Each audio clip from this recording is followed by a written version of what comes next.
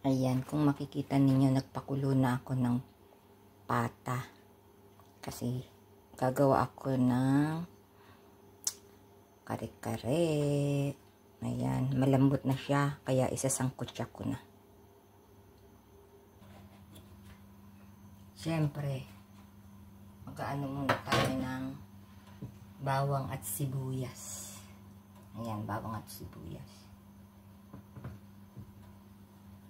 At syempre, naggawa na rin ako ng bagoong.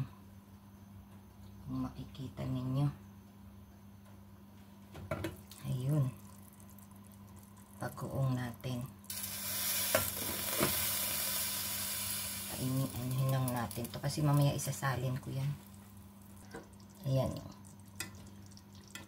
Para anytime I want to eat, sa mga mangga, meron akong reserve. Ayan, ito namang ating sangkutsa. Bawang. Ayan. Lagyan na rin natin ang ating sibuyas.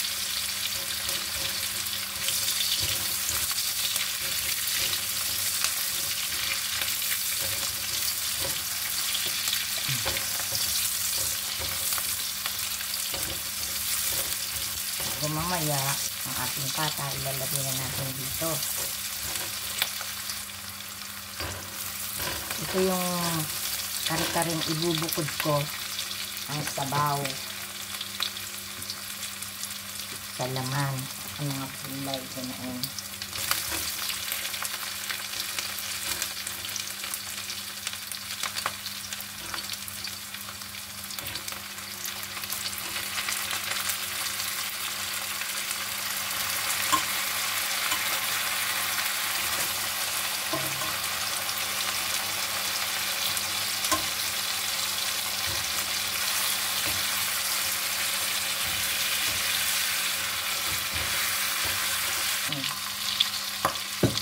Lalagyan ko na ng sabaw. Ayan, aswerte na. Ayan.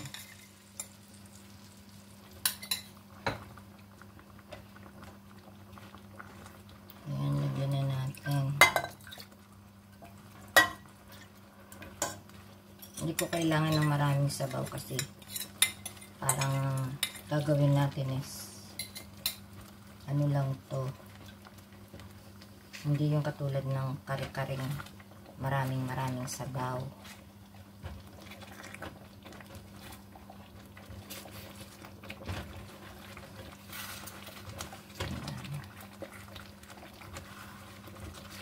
Nakita nyo, malapot na agad.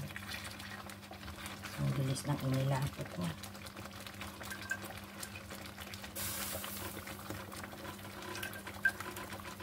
Siyempre, yung pinakuluan natin, huwag mong itatapon. Hinaan na lang natin ang ating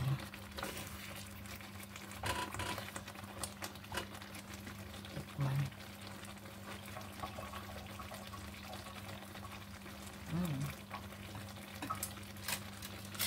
Sabaw. Medyo lumalapot siya. Sabaw, yan.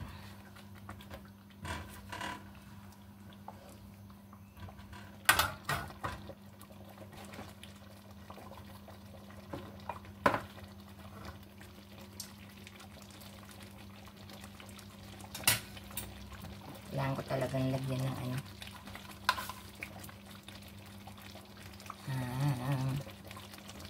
Asin. Anyway, kahit naman hindi maalat ang ating sabaw,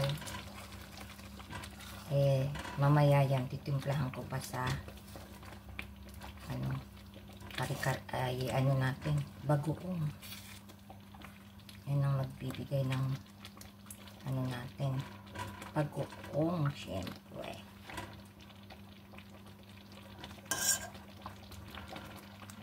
Ating takban.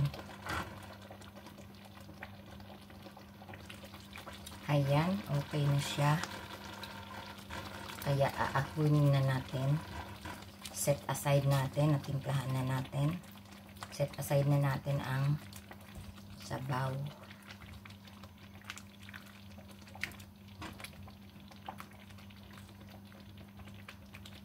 Yan. Luto ng ating kare-kare. Mamaya papakita ko sa inyo kung paano ang ating mga gulay. Ayan na yung ating sinangkutsa na pata. And then, ayun na din yung bagoong na niluto ko. Binalik ulit sa kanyang bote. Pero nilinis ko muna yung bote syempre. Para hindi mapanis. Ayan. Lovely. Yummy na naman ang kainan. Ayan, nagpapakulo na tayo ng tubig. At ito ang ating gulay para sa kare-kare. Pechay, puso ng saging, at talong. Tatlo lang yan na gulay kasi nga yan lang ang gusto naming gulay sa kare-kare. Nagpapakulo na ako para i-blanch lang ang ating gulay. Lagay muna natin itong puso ng saging kasi ito, ano lang to, galing sa can. Ayan. Lunch lang naman. Itong puso ng saging luto na yan. Nasa can kasi. Kaya ganun. Kaya i-blanch natin.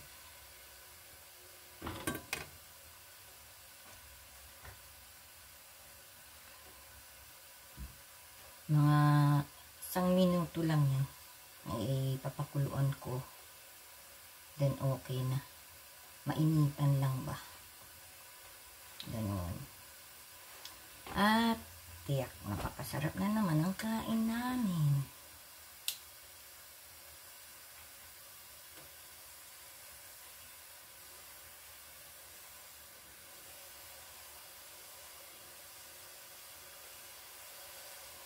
Gusto ko pa naman itong puso ng saging. Ayan. Buti pa ang puso ng saging ay masaya. Di tulad ng puso ng iba. Hindi masaya. Joke. Buti pa ang saging ay puso. Yung iba, walang puso. Tingnan.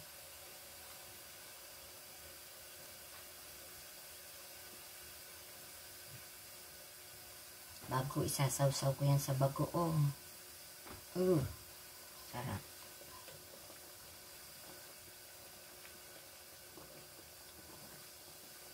Okay. Atin ang hanguin.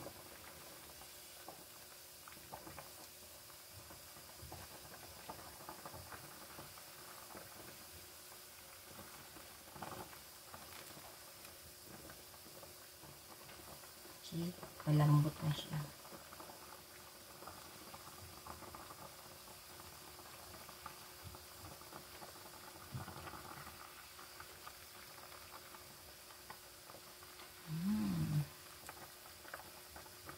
Sarap na.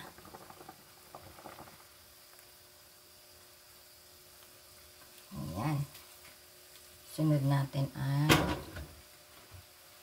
talong. Mabilis din yan. Malalaki na ang hiwa ko ng talong. Kasi dalawa lang naman kami kakain. Di naman pambisita yan.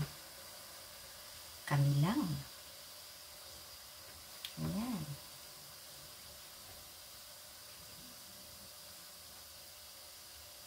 Hinulik ko na ang pechay kasi saglit lang naman yan. Maanahan lang tapos na.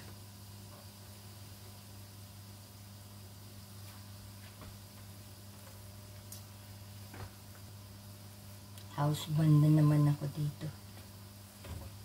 Houseband. Dahil may trabaho na uli si Vilma. Ako na uli ang kusinero sa lahat. Taga-pamalengke. Okay lang. Wala naman akong ginagawa. At least, napapractice ko uli ang cooking ko. Yun lang. Pagod. Yun ang iniiwasan ko dahil sa sitwasyon ko. Ayan, ito na ang ating talong. Kaya, aalisin na natin. Ayan ngayon, pechay naman ang ilalagay natin. Madali lang to. Pampakulo lang to. Ayan.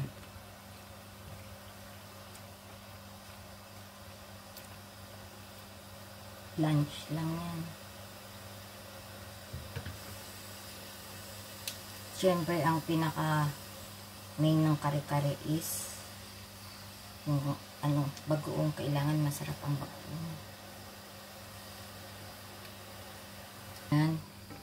Inalis ko na sa heat at iaahon ko na to.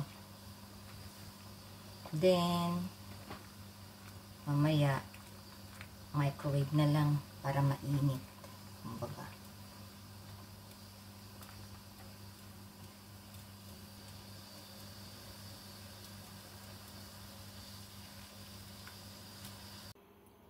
Ayan na ang ating gulay para sa kare-kare. Ayan na, oh. Kompleto na yan. Masarap yan.